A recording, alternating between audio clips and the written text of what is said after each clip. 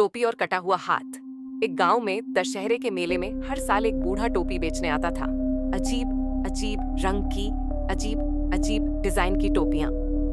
लोग कहते थे वो टोपी नहीं, जादू होते हैं। एक बार एक लड़का नाम विक्रम ने सबसे अजीब टोपी खरीदी। वो टोपी काले रंग की थी, लेकिन उसके ऊपर एक कटा हुआ हाथ सिलाई से जुड़ा हुआ था। लोगों ने कहा उसे मत ले जाओ, वो टोपी शापित है। मगर विक्रम ने सबकी बातों को मजाक समझा और टोपी पहन ली। रात को जैसे ही उसने टोपी पहनी, वो कटा हुआ हाथ हिलने लगा और धीरे धीरे उसकी गर्दन की तरफ रेंगने लगा।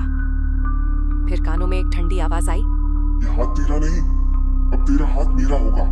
अगली सुबह लोग उसके कमरे में पहुंचे। वहां सिर्फ खून था।